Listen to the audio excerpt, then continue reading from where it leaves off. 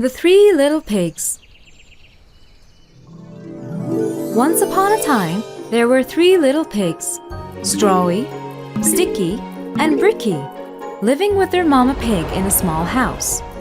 It was time for them to leave their home and learn to live on their own. My dear children, the time has come for you to go out into the world and make your own way. Go and start your new lives, but don't ever forget, whatever you do in this world, do the best you can. This is the only and the best way to stay alive. A little sad but excited, the three little pigs said their goodbyes to their mommy and set off. After a while, they found a piece of land where they could build their own home. The youngest, Strawy, was a bit lazy. He was determined to build his home with straw. He thought this was the easiest and fastest way to build a home.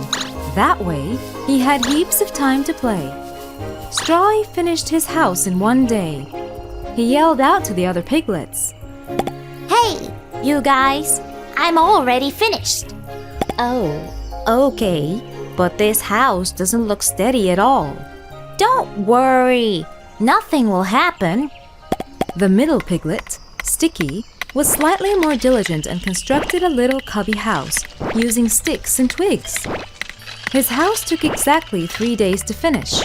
This house was a bit steadier than the one with straw.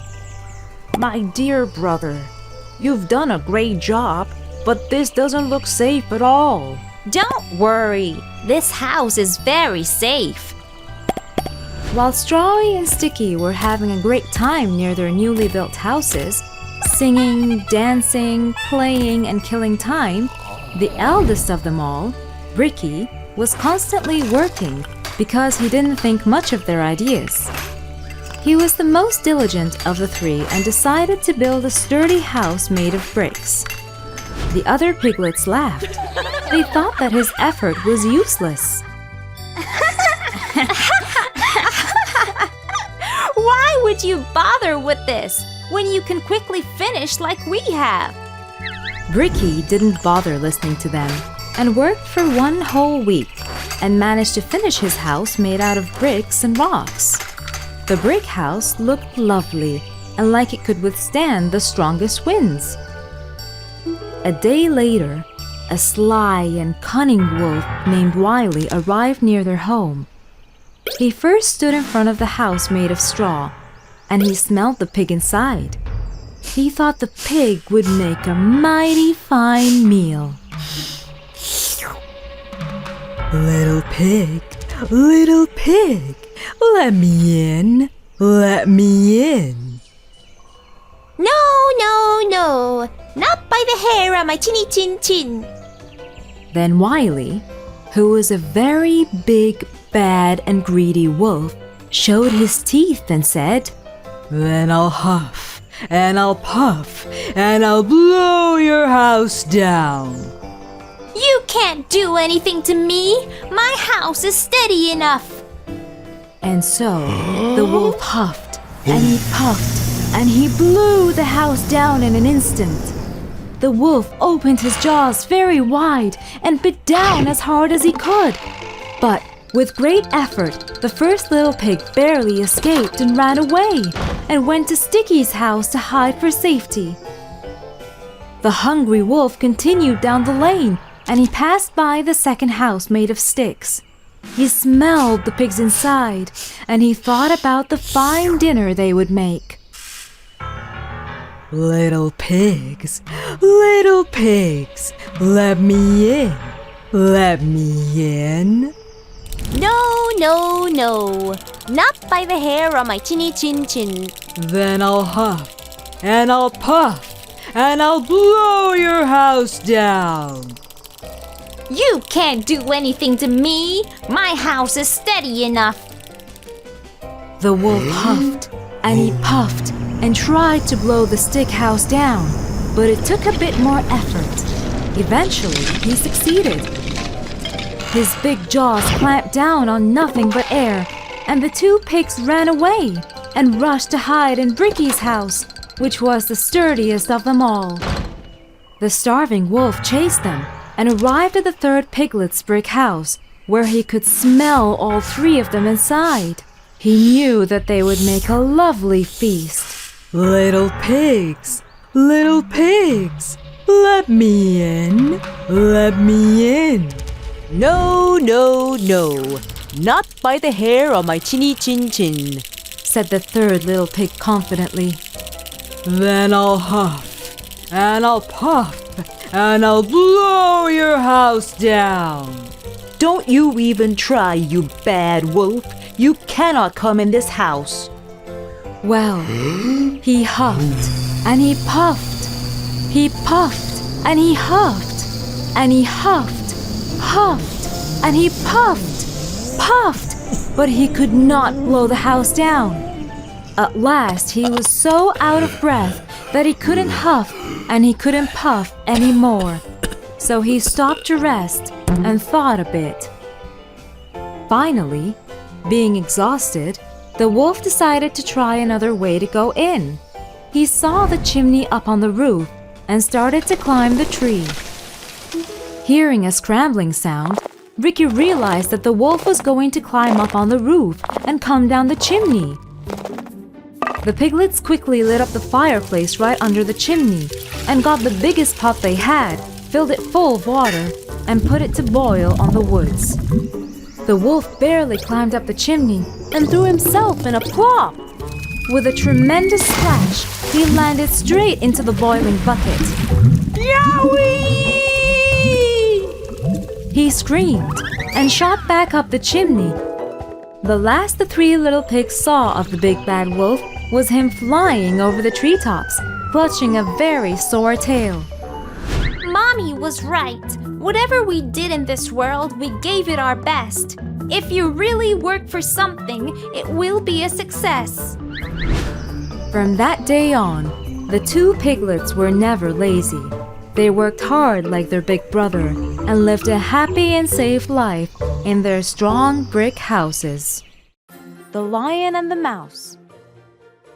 Once upon a time, in a dense and sprawling jungle, there lived a mighty lion named Leo. Leo was revered by all the animals in the jungle for his strength and power. However, he was often aloof and didn't bother to befriend the smaller creatures around him. One day, tired from hunting all morning, Leo lay asleep in the forest, under a large shady tree, his great head resting on his paws. Some mice that lived at the foot of the tree scrambled over the sleeping lion to return to their home.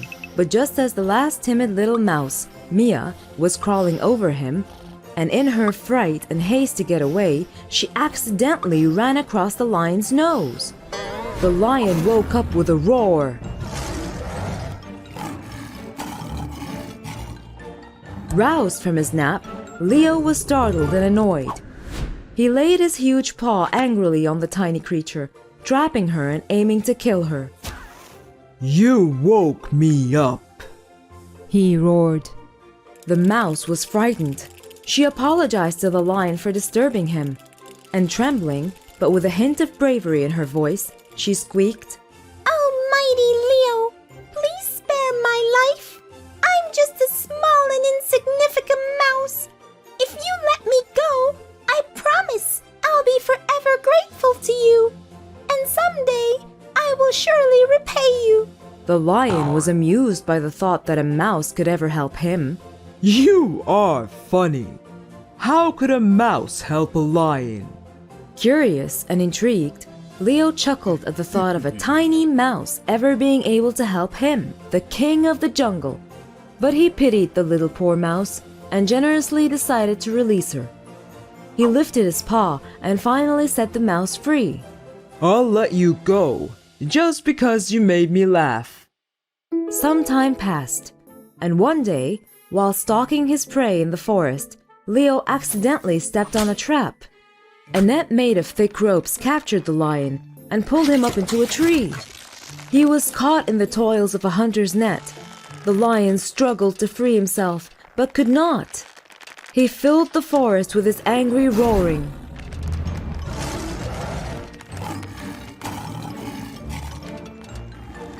Several animals ran to help the lion. They struggled to break him free, but only ended up making him entangled further and further. It seemed like there was no escape. Leo's mighty roars rumbled through the forest and echoed through the jungle as he became upset and afraid. Mia, the same mouse he had spared, heard Leo's distress calls and knew the voice.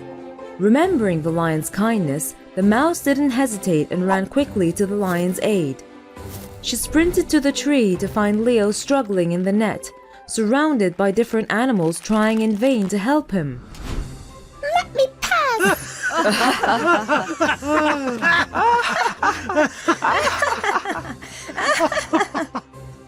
If we couldn't help, how will you be able to do so, small little thing?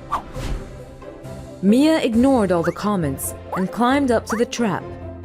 With her sharp little mouse teeth, she gnawed at the great ropes of the net that bound Leo. Tirelessly working, she continued chewing the thick ropes, bit by bit, until Leo was finally free. You laughed when I said I would repay you. Now you see that even a mouse can help a lion. Leo was astonished and profoundly grateful to the little mouse who had once been at his mercy.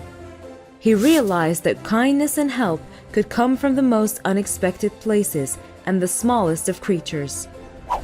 From that day forward, Leo and Mia formed an unlikely friendship, and the lion learned that might wasn't the only source of strength. It was obvious for both of them now that no act of kindness, no matter how small, is ever wasted. They understood the value of compassion and friendship, regardless of someone's size or appearance. Good deeds are always rewarded. The true magic of Christmas. Once upon a snowy Christmas Eve in Cozy Town, a sweet little girl named Lily was admiring the decorations at the Christmas market with her family and pets. Rufus, the adventurous beagle, known for his love of digging up surprises. Whiskers, the curious cat, famous for his inquisitive nature and stealthy ways. And Polly, the chatty parrot, whose colorful feathers matched her vibrant personality. With her wide-eyed wonder, Lily wandered away from her family while admiring the twinkling lights. Suddenly, she found herself lost in the bustling holiday market. As panic began to set in, Rufus noticed Lily's plight. He interrupted Whiskers, who was really busy chasing a mouse. Come quickly, we have a mission. Lily is missing. Whiskers directly braked.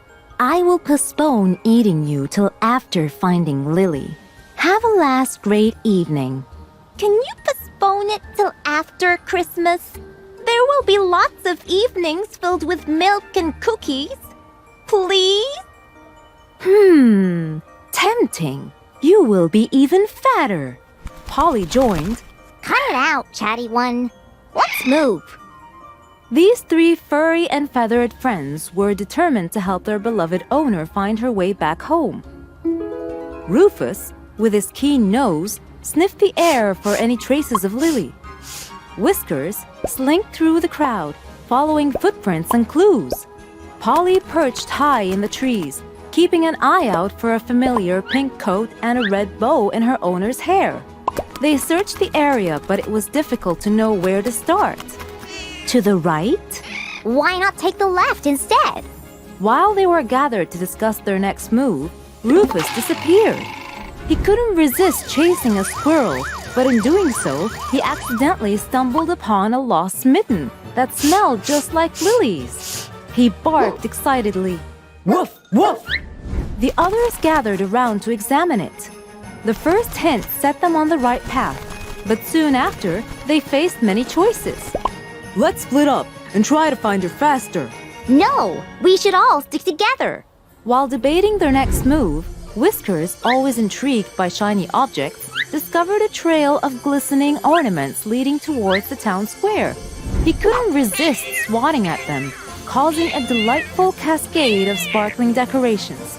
Admiring his playfulness, the pets realized Lily might be nearby. They took confidently the path, understanding her love for all things bright and shiny. Arriving then at a crossroad, Polly flew high above, screeched and squawked, attempting to mimic Lily's sweet voice. Oh, how beautiful it is in here. Her antics drew the attention of a kind-hearted vendor. Ah, you're looking for the little one, aren't you? She headed that way, captivated by the festive cheer. The three pets followed the clues. They encountered a group of carolers singing their hearts out. Rufus joined in with his enthusiastic howling. Whiskers danced among the singers' feet, and Polly tried to mimic the carols with her squawky renditions. They earned a round of applause from the crowd. The carolers laughed and pointed the pets in the right direction. Finally, the trio of pets reached the Christmas tree at the heart of the town square. There, beneath the towering evergreen, they spotted Lily, her tear-streaked face illuminated by the twinkling lights. With joyful barks, purrs, and chirps, the pets rushed to Lily's side, wrapping her in a circle of warmth and love. She hugged each of them tightly, feeling safe again. I wanted to watch the wonderful topper star light up and the big decoration gifts. I thought that was the Christmas magic moment, but I was eventually wrong. It's being well surrounded and feeling loved. Thank you for all your help, my friends. As the clock struck midnight and the church bells rang in Christmas Day, Lily's family appeared, drawn by the commotion. Tears of relief flowed as they reunited with their little girl and the loyal pets that are a cherished part of their family. The townspeople cheered, celebrating the miracle of a lost child found on the magical night. Lily, deeply affected, whispered while looking at her parents and friends. Oh, how beautiful it is in here. Nothing beats the warmth of the family bond, the pet's loyalty, and the stranger's kindness. Christmas is not just a time for presents, but a time for the presence of love and connection that make the season truly magical. It is an authentic celebration of love, loyalty, and the joy found in togetherness.